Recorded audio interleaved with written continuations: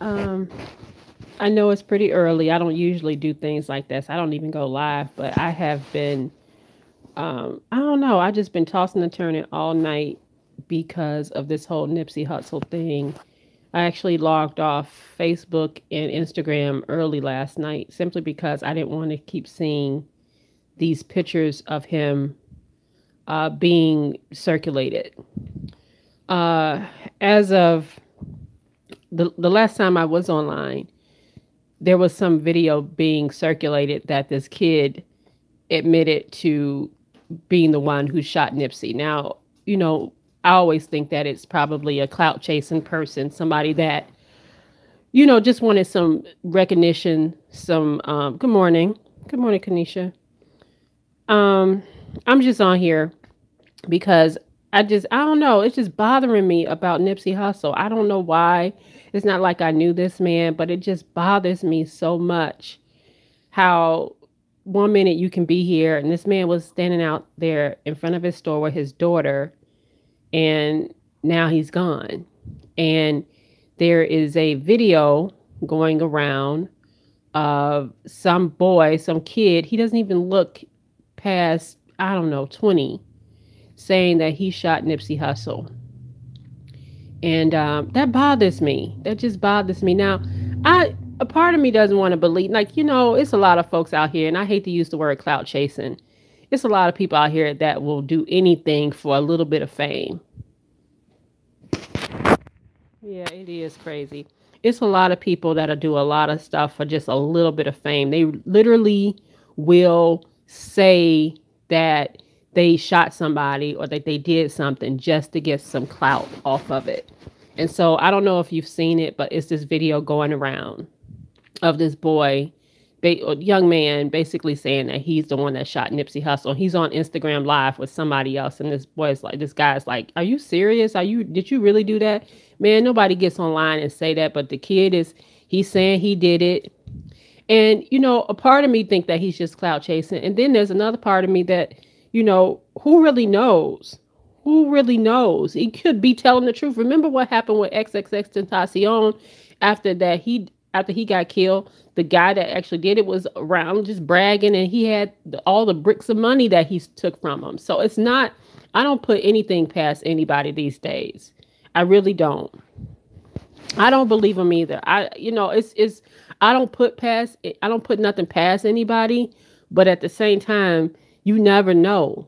I just don't think that somebody can be that stupid to ever get online and admit that you did it. And you know what? Even if he didn't do it, even if he didn't do it, he still got it. He got his days are numbered, because even if he didn't do it, which I doubt that anybody would be that stupid to admit that they did it, the fact that he's online bragging that he did that, they gonna get him. His days are numbered. They gonna get him just because he thinks it's funny. I mean, he was literally like laughing. He think it's funny. I can't believe it. I'm just like, wow, wow. And so, like I said, I logged off.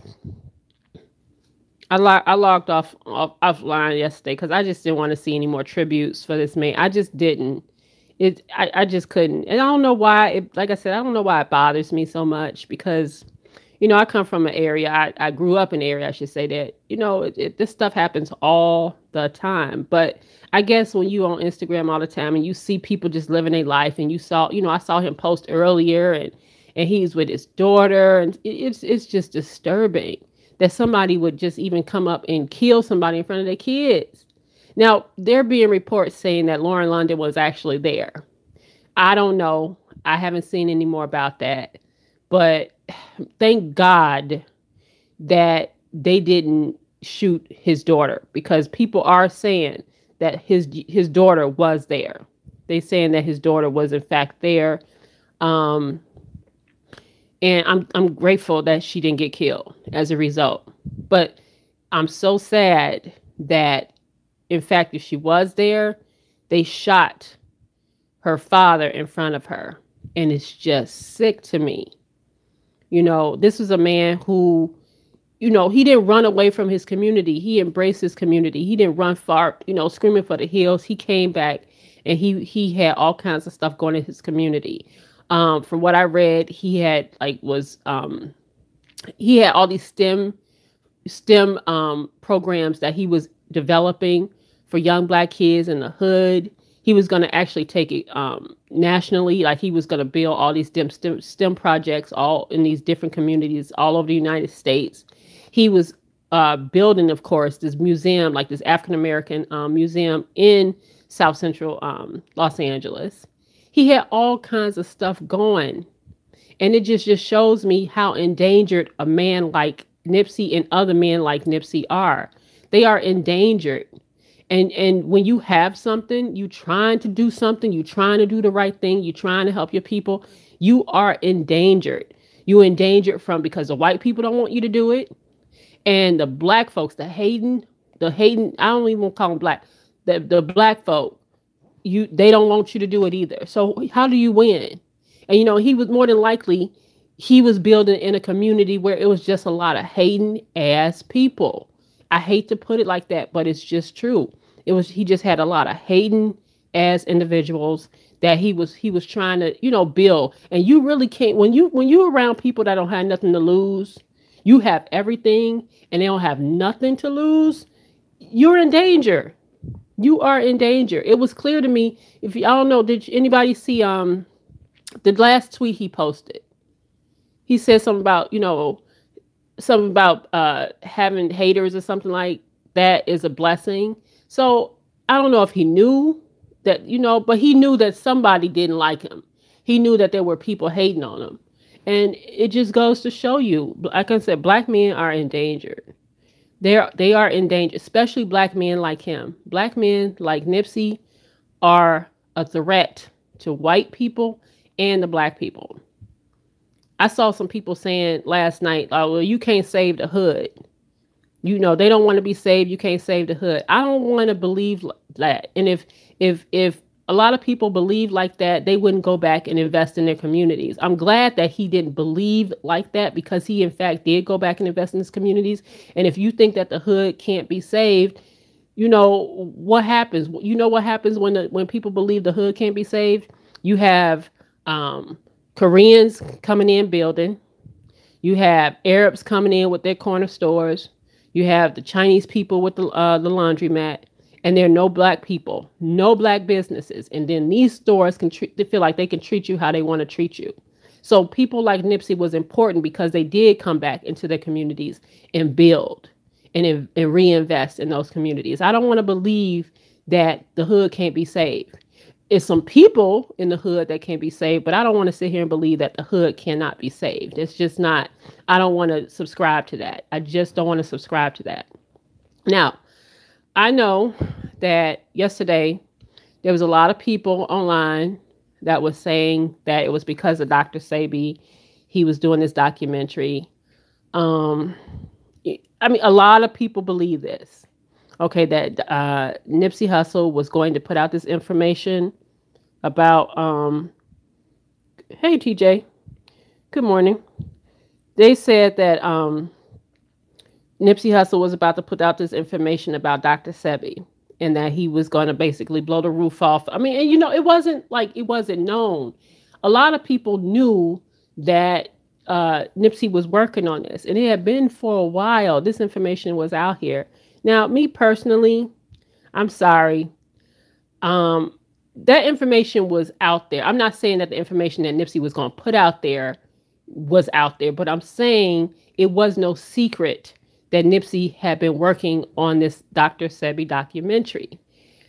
I'm not necessarily going to subscribe to the conspiracy theories on this one. I'm really going to just chalk it up to nigga shit. I'm sorry, but I'm just going to chalk it up to some nigga shit and that people was hating on the man. All right. Somebody was hating on him and they killed him. Now, obviously, we don't know. It's all speculation. But I'm really going to chalk it up to just some nigga shit, because nigga shit happens in the hood every single day. And unfortunately, it was Nipsey that got hit and other people that got hit out there. But just It's just sad. It's just sad. And I think I was more disturbed because I just kept seeing people like blogs and different blogs like circulating the video of him being worked on by the paramedics. Like, why? Why? Why? This man has family. They'll have to see that. Not that they want it, but they'll just, that's all online. So many people reposted this video of this man looking. I mean, listen, when I just happened to be scrolling and I saw the paramedics working on him and the way they was kind of like moving him and jostling him, I'm like, and pumping on his chest, I'm like, he gone. You could tell. You could tell that he was gone. I don't know about you, but I felt like that he was already gone. And that's what they're supposed to do, because I know that for a fact is because my father died in my house last April. It's been almost a year. And I remember when I found my father, he was unconscious and I had started performing CPR. I called, the paramedics and everything, and they worked on him maybe that's what triggered me, because when I saw that, I could just remember the paramedics working so vigorously on my father like that and how lifeless he was at the time and how that bothered me. And that maybe that's why when I saw that image on Instagram yesterday, it just brought me back to the time when I remember how they were working on my dad, and they worked on him for a good 45 minutes before they told me, like, you know what, he's gone. And that, like I said, something about that image online yesterday just triggered me. And that's probably why I'm just so shaken up about it, because it's just like, you don't know what that kind of imagery does to people. And that's why I just wish that people would be more thoughtful instead of posting stuff like that. It's sensationalism. I know some people are curious about stuff like that, but why? Why do you want to see that? Why? Okay. I just don't get it. I don't understand it. And now, of course, like I said, you got this clout chasing little boy all over Instagram saying that he's the one that shot Nipsey. And, this is the kind of stuff. And like I said, I don't believe him, but I don't put nothing past nobody. I really don't put nothing past nobody. These kids out here, there's a different breed of kids. They are different. Okay. They just don't have no shame. They do post everything. And as much as I don't want to believe that boy did that, I've seen stuff online that make me think that this generation is just a little, they stupid. And they do post stuff that just incriminate themselves all the time. And you just never really know how desperate somebody is for some notoriety, even in that moment. And there are people out here that really don't feel like, even young people, as sad as it is, there are young people out here that feel like they don't have nothing to lose. Nothing. Yeah, you're right. This generation is ratchet. They are terrible. Good morning, Nat. They are terrible. This generation is so jacked up. I don't understand them. They are like crazy to me. I'm like, what is wrong with these kids? What's in the water? I don't know. It just, they a whole mess. That's what I do know. But like I said, I just pray for his family. Like I said, I know he has a daughter. Everybody thinks of Lauren, just having a child with Lauren London. But he does have a daughter. She looks like she may be about 7, 8, somewhere up in there. And so I just pray for them. And, what I loved most about his relationship with Lauren London is that she seemed very private to me. Like you wouldn't even know her kid. A lot of people were speculating that little boy that was on that he took the picture with was her son. I don't think that was her son. Lauren London's very, very private with her kids. The one that she has with Lil Wayne, I think I may have seen that kid once, and I couldn't pick him out in the lineup. If you showed me, I wouldn't even know who he is. So she's been really, really good about keeping her kids out of the limelight and not putting them out there. And he's done the same. All right. That was like the first time, I think, at the Grammys where I saw his daughter for like the first time ever. And so you don't really see their kids like that. And like I said, I'm so grateful that his daughter was not hurt when they shot her father yesterday. However, the pain that she's going to have from seeing her father die in front of her like that will be forever. And they just destroyed another family. But like I said, this shit happens all the time. All the time. I was talking to my guy last night, and me and him, we was just kind of going back and forth, and I was kind of getting a little upset with him because he was just like, he just seems so insensitive, not insensitive, but it's like he's so desensitized to killings that it was just another, like, oh, okay, so what you eating? And I was like, huh, and then he's like, listen, this is just everyday stuff, and I'm like, I know, but still. I told him, it's like the worst fear I have is becoming so numb to people dying is that you don't feel nothing. You just see it and you move on with your life. I know that's how most people are. I just feel like I can't just see somebody die like that, no matter what it is. That's why I don't even mess with the news, because it's like hard for me to watch the news and see that some young kid got killed, some young kid, here, like when I grew up in Chicago, where I grew up, I still watch the news and stuff. Every now and then, I can't watch listen, in Chicago, you can't watch the news every day. It will mess your mind up just watching the news every day, because every day somebody dying. Some kid is dying. Some kid is getting shot, and it will mess you up. So I can only take the news in little bits and pieces. I can't even really watch it that much because it is hard. But he's so desensitized to it now because it's just such an everyday occurrence that no matter what, it's just like, oh, okay. And you move on. I'm like, man, he's like, what you want me to say? I'm like, dude, we listened to this guy, I'm just like, man, I can't, I hope that I don't ever become that numb and desensitized to killings like it's just normal. Nothing's normal about that. Nothing's normal about a 1-year-old getting shot. Just a few days ago, a woman, this married couple was in the car with their kid and, sitting in the car, and listen, I don't know who from the Midwest, from Chicago. The number one rule is don't sit in a car. Don't be sitting in no car in the hood. It is just a rule that you follow. These people were sitting in the car with a 1-year-old child, and somebody came up on them and shot him. The wife died. The father got shot, and I think the baby got hit or something like that. It was just a sad occurrence, and it happens all the time. It happens all the time. It's just like, if you're from Chicago, you know better. Don't sit in no car. Don't sit in nobody's car. Don't be just sitting there. Another rule we follow, know who you with. You just can't be just riding around with anybody because you don't know who got beef with whom.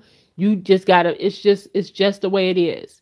And that's a shame that life has gotten to that point where you even have to like move like that, but you have to move like that. And crime can happen anywhere. Things can happen anywhere, but it's more likely in areas where it's just a whole lot of nonsense, a whole lot of coonery going on. That's the kind of stuff that happens. And you just got to be safe. You got to be careful. Anyway, I didn't want to be on here super long. I got to go to work in about an hour or so. And like I said, it just bothered me. It really bothered me that he lost his life over some nonsense, and he was out here doing good stuff. He could have built his store anywhere. He could have built his store anywhere he wanted to. He had that kind of money, and he reinvested in the hood. He had his store where he grew up. That's where he wanted to be, and the hood killed him. That's what I believe. That's what I believe. And I don't want people, like I said, when I saw somebody say, well, you can't say the hood, I don't want people to think like that either. Because if every black person walked around thinking that the hood can't be saved, that's how other folks that don't look like us come in and take it over when you think that the hood can't be saved. But at the same time, I don't blame somebody for not going back. If you make it out, sometimes you just can't go back. I know you want to go back. I know you want. A lot of people just ain't happy to see you. And sometimes when you leave, you got to love the hood from the distance. You got to love those people from a distance. And sometimes you just cannot go back because everybody not happy for your success.